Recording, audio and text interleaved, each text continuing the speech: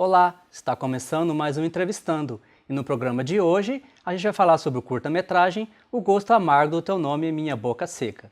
E para falar sobre o curta-metragem, eu recebo a diretora e roteirista do curta, Camila Sabaiego. Olá Camila, tudo bem? Olá, Fábio, tudo bem? Obrigada pela oportunidade. Antes mesmo da estreia, o curta-metragem já vem ganhando o público. Você esperava essa reação do público? Não, na verdade, quando nós começamos tudo, nós estávamos pensando assim que ia ser mais um trabalho acadêmico, que nós iríamos mandar para um festival e ia acabar aí. Só que aí nós acabamos recebendo um retorno muito legal assim do público que gostou da filmagem, gostou de como tudo estava acontecendo, como a gente começou, porque ninguém sabia necessariamente como a gente havia começado. Aí, quando me dei conta, cara, tava saindo no jornal, tava saindo em grandes mídias aqui, eu falei, cara, foi só um pontapé, assim, pra gente continuar mesmo com bastante vigor, porque quando aconteceu, nós havíamos soltado apenas o teaser na internet, a gente tinha soltado, por exemplo, o curto inteiro, para as pessoas saberem se era ou não bom a ponto de apostar as fichas nele, e a gente ficou super feliz, assim, né? Muito, muito feliz. E de onde surgiu a história de Pedro e Valentina?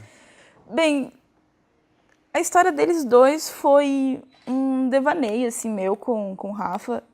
E nós havíamos planejado, quando nós havíamos entrado na faculdade, sei lá, fazer cinema. Porque nós não tínhamos muito essa oportunidade aqui no Mato Grosso do Sul. Pelo menos não havia chegado até nós.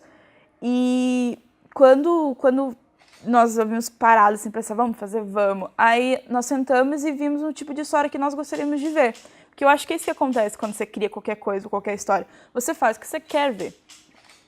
E o Pedro, ele é um garoto muito complexo, que ele é um misântropo. O misântropo, ele é o tipo de pessoa que ele não gosta de conviver com pessoas, com sociedades em si. Só que ele viu na Valentina essa coisa de que ele não era tão ruim assim se aproximar das pessoas. Ele, resumindo, ele havia se encantado pela Valentina em primeiro ato, assim, em primeira vista. O raro amor à primeira vista. Ele tinha sentido isso com a Valentina e ele não estava conseguindo ignorar mais aquela parte dele que se sentia confortável sozinho. Então ele procurou, porque quando eles haviam se encontrados, ela entregou o número dele e tudo mais. Mas a história em si, acho que ela surgiu dos dois, surgiu de tudo que eu gosto. Foi um mix assim, de tudo que eu gosto, eu coloquei nos dois personagens. Eu fiz exatamente dois personagens que eu gostaria de ver e o tipo de personalidade que eu também aprecio. Porque hoje em dia as pessoas vivem muito esse namoro virtual, à distância, e se a gente só vê esses romances em livros. Você quis contar isso no seu curta? Sim, eu acho que eu quis contar também para as pessoas não serem muito anti-heróis, sabe? Eu quero que as pessoas elas olhem as outras pessoas e não vejam necessariamente um fim sempre, sabe? Porque as pessoas hoje em dia elas não acreditam muito em si mesmas, que é a coisa que o Pedro disse, que ele encontrou a pessoa que ele queria ser, só que não fora, mas dentro dele, entendeu? Então, realmente, essa coisa de romance hoje em dia tá quase raro, sabe? As pessoas hoje em dia elas estão muito fixadas em seu próprio mundinho. Às vezes elas se tornam um pouco egoístas e às vezes não percebem isso, que é pior, entendeu? Aí, só que eu quis mais ou menos mostrar, eu quis mais ou menos abrir os olhos, na verdade. Eu queria que as pessoas saíssem daquela sessão que foi no MIS e refletissem sobre o que elas estavam sentindo em relação a, não sei, ou as Valentinas delas, ou os Pedros, entendeu? Pode ser qualquer um dos personagens, porque uma hora você é Valentina e uma hora você é Pedro. Eu acho que é uma sensação que eu queria também ter passado. Então, acho que foi como acreditar, sabe? Eu acho que as pessoas deveriam acreditar mais nisso, independente se a pessoa estiver aqui ou estiver do outro lado do mundo, não importa, gente. Amor não tem para, tipo, distância ou qualquer coisa, não importa mesmo. A história de Pedro e Valentina poderia ser um Romeu e Julieta moderno? Sim, tirando a parte trágica do final de Romeu e Julieta, acredito que sim, porque quando o Pedro ele se deu conta que ele estava matando uma parte dele, então foi praticamente assim, quase um Romeu e Julieta, porque eu acho que é o que acontece com as pessoas quando elas estão sofrendo por alguma coisa, principalmente. Eu acho que elas entram dentro dela e uma hora elas têm que tirar aquilo dentro delas, entendeu? Então é como se o Pedro realmente tivesse matado a Valentina dentro dele, porque ou ele matava o sentimento que ele tinha dentro dele, ou isso ia consumir ele pelo, sei lá, os próximos anos que ele vivesse. Que é o que acontece. Você pode ver que às vezes tem vó ou vô que chega em você e fala, eu amo aquela pessoa desde quando eu tinha, sei lá, 17 anos. Meu Deus do céu, meu Pedro, definitivamente ele não gostaria de ser esse tipo de pessoa.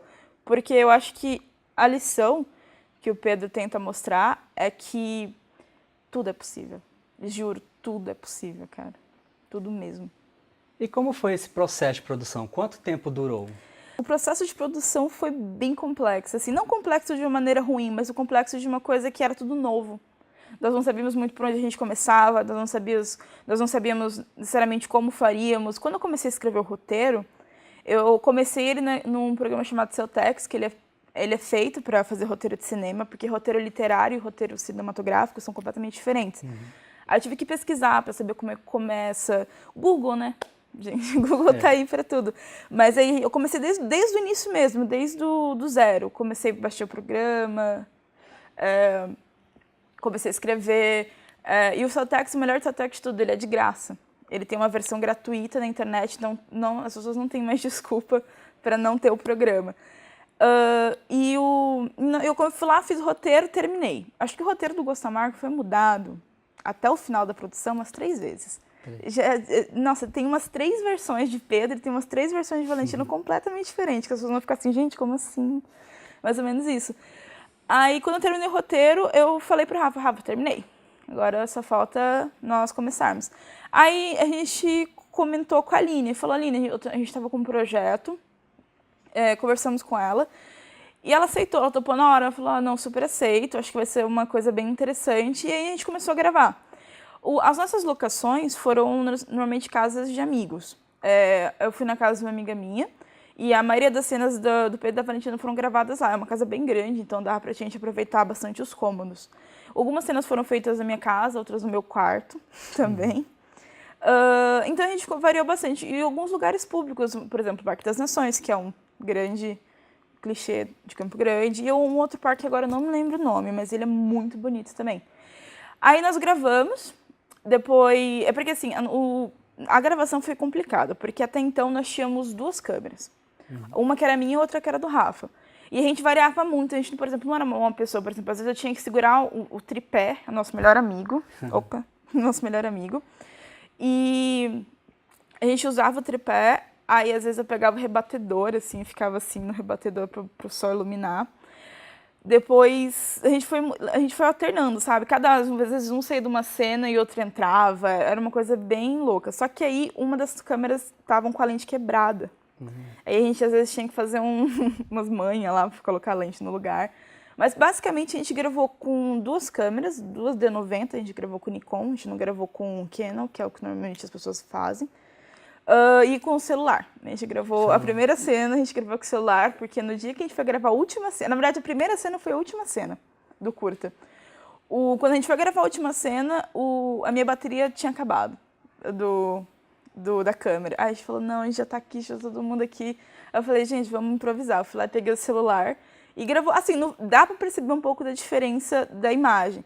Só que eu pensei, gente, a gente tá começando, a gente não tem patrocínio nenhum, a gente não tem recurso nenhum. A gente fez com o que deu.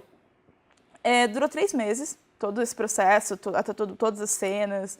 A gente terminou a gravação em meados de meio de outubro, assim. Nós íamos soltar no final de outubro, só que aí deu algumas complicações, porque nós estávamos com dúvidas sobre a trilha, sobre como encaixar o áudio, porque eu não sei muito de áudio, porque eu acabei fazendo roteiro, edição, praticamente tudo, claro, com a ajuda de todo mundo, que foi muito importante para esse processo todo acontecer. Eu acho que se você quer começar alguma coisa, primeiro de tudo, você tem que saber que às vezes você não consegue fazer isso sozinho. Por mais que às vezes você queira falar, não, eu quero fazer sozinho. Mas eu tive sorte que eu tive pessoas incríveis do meu lado para conseguir fazer isso tudo dar certo, assim. Aí a gente conseguiu. Além do roteiro, o que chama mais atenção é a trilha sonora. Da onde veio a ideia da trilha sonora? Se ela veio antes ou depois da captação das imagens? Veio depois. A trilha, eu sempre pensei mais na trilha do que no próprio roteiro, porque eu sempre fui apaixonada por trilha sonora. Às vezes tinha filme que às vezes eu gostava exatamente por causa da trilha sonora. Eu falei, putz, no meu curto não podia ser diferente. Eu fui lá, eu sentei com o Rafa, aí nós fomos escolhendo, assim, qual trilha se encaixava melhor em cada cena, assim. E acabou que a música falava até um pouco mais do que o próprio áudio do Pedro, no caso o Rafa, falando, assim. E foi muito incrível, assim, porque foi uma coisa, a gente realmente escolheu o dedo e a gente conciliou tudo, desde as batidas com as letras. Se as pessoas verem a letra de cada música se encaixa completamente no que a gente estava querendo dizer. Então, foi uma coisa, assim, bem escolhida a dedo mesmo, mas todo mundo gostou e eu fiquei muito feliz. Parabéns pela trilha sonora. Obrigada. No Mato Grosso do Sul, a produção de curtas vem crescendo. Na sua opinião, ela está crescendo mesmo? E para quem quer fazer esse curta igual você fez, qual que é a dica que você dá? A dica que eu dou é que não deixe ninguém jamais matar um sonho seu. Acho que a primeira dica que eu vou dar, e se eu pudesse escrever isso em, sei lá, em tudo que é lugar, eu escreveria para as pessoas, porque eu acho que a primeira coisa que você precisa ter para fazer qualquer coisa que você goste na vida, é você ter desejo sobre aquilo. E matar um pouquinho a preguiça, porque eu falo porque eu sou uma pessoa muito preguiçosa. E quando eu comecei, eu falei, gente, ai, que preguiça. Depois eu falei, não, vai, é ter perseverança, sabe? O que você precisa provavelmente é ter uma câmera. Você não precisa ter 10 câmeras, você não precisa ter a melhor câmera do mundo, você não precisa ter os melhores equipamentos do mundo, porque isso é só um detalhe. Quando você quer passar uma mensagem, você pode gravar com o celular que você consegue. Então, a primeira coisa que você tem que ter em mente é a ideia. Uma dica que eu dou, sempre faça primeiro o final, depois o começo. Porque se você tem um final, o começo vem baba pra você. Você consegue construir a história inteira. Outra dica que eu dou, encontre pessoas certas. Encontre pessoas que levem o que você quer fazer tão a sério quanto você. Isso também é muito importante. Para você não chegar no meio do caminho, alguém desistir. Porque é um trabalho. Eu tive sorte que eu peguei pessoas próximas a mim. Mas às vezes você não tem essa oportunidade. Às vezes as pessoas que estão próximas não gostam muito do que você está fazendo. Então às vezes você tem que acabar procurando pessoas do meio, assim. Até então eu não sabia que existia um meio de cinema no Mato Grosso do Sul. Eu descobri depois que vieram me procurar. E é um meio muito bacana, um meio que faz você aprender muita coisa. E assim, coloque na cabeça, quando você for fazer qualquer coisa relacionada a cinema, é que você tem que explorar. Você tem que explorar você tem que explorar as suas referências, você tem que ouvir também o que as pessoas... Às vezes você não quer mudar alguma coisa, mas você vê as pessoas ao seu redor, elas dando opinião, e isso é importante, porque por mais que você esteja fazendo curta pra você também está fazendo para alguém assistir. Então as opiniões de fora também são importantes, por mais vezes que você fique meio, não, mas eu quero mudar aquilo. Mas é importante ouvir também, é muito importante você ouvir.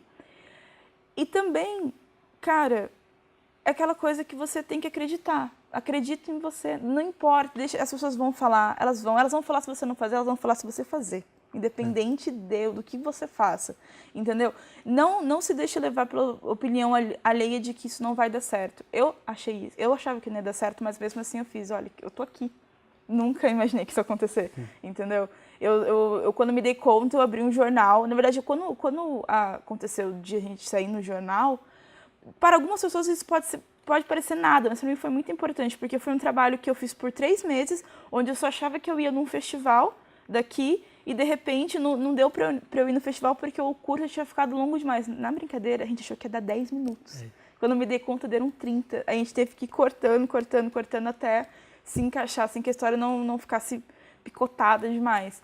Só que aí, quando eu sei lá, eu tinha acordado, aí minha amiga me mandou uma mensagem falando, o meu pai viu sobre a matéria do seu curto no jornal. Eu falei, como assim? O que tá acontecendo? Aí eu comprei o jornal e era uma parte enorme, assim, eu falei, gente... E falando, assim, super legal, e sei lá, algumas outras mídias de redes sociais, todo mundo, assim... interessado, e acho que isso não tem preço. Mesmo que eu venha não ganhar um festival, eu acho que eu já não estou me importando mais com essa coisa. Eu acho que a gratidão de ver as pessoas interagindo com você por uma coisa legal que você tenha feito, e ver as pessoas que querem fazer a mesma coisa que você e vindo te procurar como se você já tivesse feito isso antes. Então isso é muito legal. Então é só você ter ideias, encontrar as pessoas certas e ter uma câmera na mão. É só isso que você precisa. Legal. E quais são os seus próximos planos? Você já está pensando no próximo curta? Parece que tem uma sequência desse curta. Sim. Eu sou muito fã de Tarantino. Então, eu amo sequências. O próprio livro que a gente explora no curta, que é o Guia dos Mochileiros da Galáxia, é uma sequência de 5 livros, então a gente falou, não, eu sou apaixonada por sequência, não dá, gente. E o curta, realmente, ele tem uma sequência que ele conta 2 histórias, porque até então a gente colocou 3 personagens, que é a Valentina, o Pedro e a Luna. A Luna é o personagem que ela aparece no final, então ela é um personagem meio que não muito protagonista, ela só chega para criar o desfecho. Só que depois de um tempo, nós vamos, como é que se diz? A gente terminou agora o curta, aí depois vai vir a Ópera de Luna, que é um trabalho que a gente já está planejando, e a gente vai contar a história da Luna. Porque quando o Pedro disse que... Na verdade, porque toda a história da Valentina é o Pedro contando pra Luna. No final, todo mundo achou que ele ia ser um cara desesperado, que, sei lá, ele ia se matar, não sei. Só que no final, ele mostrou tudo o que ele passou para mostrar onde ele tinha chegado. Então, é mais ou menos como uma esperança, assim, para todo mundo que acha que, assim, às vezes lugar nenhum também pode ser um sentido, mas o Pedro ele acabou encontrando, assim. Então, isso foi louco, muito bom. Mas, E para quem não viu o curta ainda, existe algum canal que as pessoas possam ver o curta? Então, no futuro nós iremos disponibilizar ele na internet. Nós temos uma página do Facebook, que é www.facebook.com/O Gosto Amargo do Teu Nome, que a gente deu uma cortada no nome porque o nome é muito grande. E lá tem todas as informações, tudo que as pessoas querem saber, as mídias que saíram, onde nós vamos participar. A gente está participando de um festival de cinema daqui agora. Provavelmente na semana que vem ele vai estar, acho que se eu não me engano, ele vai estar no drive-in do shopping Bosque dos Ipês, concorrendo com outros curtas também. É uma ideia super legal, todo mundo aí. Legal. E o entrevistando de hoje recebeu a diretora e roteirista do curta-metragem O Gosto Amargo do Teu Nome e Minha Boca Seca. Obrigado, Camila. Obrigada a você, Keis. Obrigada pela oportunidade. Nós ficamos por aqui e até uma próxima.